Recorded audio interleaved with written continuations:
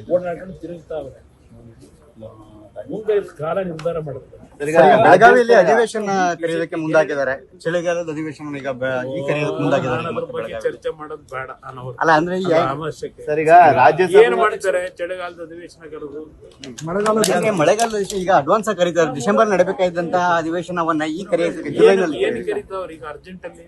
ಏನೋ ರೈತರ ಮತ್ತೆ ಕೆಲವು ಪ್ರತಿಭಟನೆಗಳಿಗೆ ಎದುರುಕೊಂಡು ಈ ಕರೀತಿದ್ದಾರೆ. ಹೋರಾಟಗಾರರು ಮತ್ತೆ ರೈತರೆಲ್ಲ ಬರ್ತಾರೆ. ಹಾಗಾಗಿ ಈಗಲೇ ಜನ ಬರೋದಕ್ಕೆ ಬೀದಿಗಳಿಗೆ ಮುಂಚೆನೆ ಮಾಡ್ಬಿಡೋದು ಅಂತ ಹೊರಟವ್ರೆ. ಏನ್ ಕಾಟಾಚಾರದ ನಡೀತದೆ, ಏನ್ ನಡೀತದೆ ಅದಕ್ಕೇನು ಅಂತ ಮಹತ್ವ ನಾನು ಕೊಡೋದು. ಸರ್ ಈಗ ರಾಜ್ಯಸಭೆ ಅವಧಿ ಮುಕ್ತಾಯವಾಗಿದೆ. ದೇವೇಗೌಡರು ಮತ್ತೆ ಮರು ಆಯ್ಕೆ ಆಗ್ತಾರೆ ಅನ್ನೋ ಒಂದು ಚರ್ಚೆ ಜೋರಾಗಿದೆ. ನಾವಂತೂ ಅದರ ಬಗ್ಗೆ ಚರ್ಚೆ ಮಾಡಿದ್ವಿ. ದೇವೇಗೌಡರನ್ನು ಯಾರ ತಮ್ಮ ಚರ್ಚೆ ಮಾಡಕ್ಕೂ ಹೋಗಿಲ್ಲ. ಮಾಧ್ಯಮದಲ್ಲಿ ಬರ್ತಿರ್ತಕ್ಕಂಥ ಸುದ್ದಿ ನೋಡ್ತಾ ಇದೀವಿ ಅಷ್ಟೇ. ಅದು ಹೊರತುಪಡಿಸಿ ನಮ್ಮ ಗಮನದಲ್ಲಿ ಅದು ಯಾವುದೂ ಇಲ್ಲ. ಸರ್ ಅವಕಾಶ ಕೊಟ್ಟರೆ ದೇವೇಗೌಡರು ಹೋಗ್ತಾರ ಮತ್ತೆ ಅವರಿಗೆ ಇಂಟ್ರೆಸ್ಟ್ ಇದೆಯಾ? ಅದು ಅವ್ರಿಗೆ ಸೇರಿತ್ತು. ಈಗ ಅವ್ರು 63 ಜನ ಇದೆ. ಅವ್ರ ಪಕ್ಷದಲ್ಲೂ ಹಲವಾರು ಸಮಸ್ಯೆಗಳಿರ್ತವೆ. ನಾನು ಆ ಹಿನ್ನೆಲೆ ಒಳಗೆ ನಾನೇ ಯಾಕೆ ಚರ್ಚೆ ಮಾಡಲಿ ಆ ವಿಷಯದಲ್ಲಿ? ದೇವೇಗೌಡರದ್ದನ್ನೇ ಯಾಕೆ ಚರ್ಚೆ ಮಾಡ್ತಾರೆ?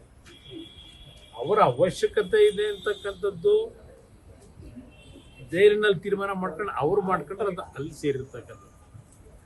ನಾವು ಒತ್ತಾಯಕ್ಕೆ ಇನ್ನೊಬ್ರು ಆಗ್ತಕ್ಕಂಥದ್ದು ತಪ್ಪಿಸಿ ದೇವೇಗೌಡರು ಮಾಡಿ ಅಂತ ಹೇಳಕ್ಕಾಗತ್ತಾ?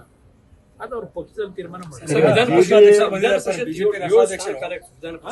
ವಿಧಾನ ಪರಿಷತ್ 7 ಸ್ಥಾನ ಖಾಲಿ ಆಗ್ತದೆ ನಿಮ್ಮ ಪಕ್ಷದಿಂದ. ಆಮೇಲೆ ನೋಡೋಣ, ಒಂದು ಅಭ್ಯರ್ಥಿ ಆದ್ರೆ ನಿಲ್ಲಿಸ್ಲಿಕ್ಕೆ ಸಾಧ್ಯ ಆಗುತ್ತಾ ನೋಡ್ತೀವಿ. 19 ಜನ 29 ಓಟ್ ಬೇಕಾಗಿದೆ. ಅವ್ರೇನಾದ್ರು ಕಾಂಗ್ರೆಸ್ ಇನ್ನೊಂದು ಸೀಟ್ ಹಾಕಿದ್ರೆ ಅದು ಮತ್ತಿನ್ನ ದೊಡ್ಡ ಮಟ್ಟದಲ್ಲಿ ಘರ್ಷಣೆ ನಡೀತದಲ್ಲ. ಅದಕ್ಕೆ ನಾವೊಂದು ಅಭ್ಯರ್ಥಿ ಹಾಕೋದಕ್ಕೆ ಯಾವ ರೀತಿ ಪ್ಲಾನ್ ಮಾಡಬೇಕು ಸರ್. ಜಿಬಿಎ ಚುನಾವಣೆ ಸಂಬಂಧಪಟ್ಟಂತ ಸಭೆ ಕರೆದಿದ್ದೀರಿ, ಯಾವ ರೀತಿಯಾಗಿ ಸರ್ ತಯಾರಿ? ನಮ್ಮ ಪಕ್ಷನೂ ತಯಾರಿ ಮಾಡಬೇಕಲ್ಲ. ಈಗ ನಾವು 369 ವಾರ್ಡ್ನಲ್ಲಿ ಈಗಾಗಲೇ ಏನು ಮೀಸಲಾತಿಗಳು ತೀರ್ಮಾನ ಆಗಿದೆ.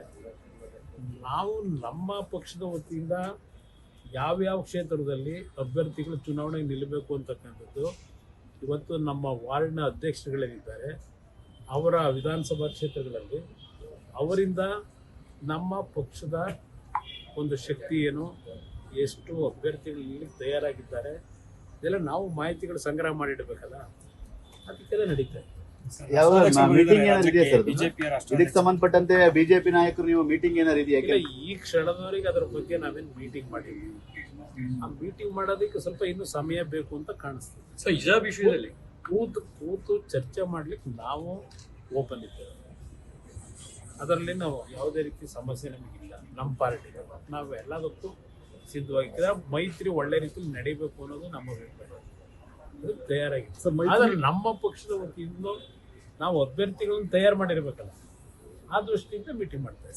ಹೊಂದಾಣಿಕೆ ಆಗಿಲ್ಲ ಅಂದ್ರೆ ಇಂಡಿವಿಜುವಲ್ ಆಗಿ ಏನಾದ್ರು ಹೋಗ್ಬೋದು. ಅದು ಆ ಥರ ಈಗಲೇ ಯಾಕೆ ಅನ್ಕೋಬೇಕು? ಹೊಂದಾಣಿಕೆ ಆಗಲ್ಲ, ಅದಕ್ಕೆ ನೀವೇನ್ ಮಾಡ್ತೀರಿ ಅನ್ನೋದು ಈ ಪ್ರಶ್ನೆಗಳು ಈಗ ಅವಶ್ಯಕತೆ ಇದೆ. ನಮ್ಮ ಪಕ್ಷ ಮೈತ್ರಿಯ ನಮ್ಮ ಹೊಂದಾಣಿಕೆ ಏನಿದೆ ಎಲ್ಲೂ ಅದಕ್ಕೆ ವಿಶ್ವಾಸದ ಕೊರತೆ ಇರಬಾರದು. ಆ ನಿಟ್ಟಲ್ಲಿ ಏನ್ ತೀರ್ಮಾನ ಮಾಡ್ಬೇಕು ಮಾಡ್ತಾರೆ. ಮಧು ಬಂಗಾರಪ್ಪರಿಗೆ ಮಧ್ಯಾಹ್ನ ಬಿಡಿ, ಅದು ನಮ್ಮ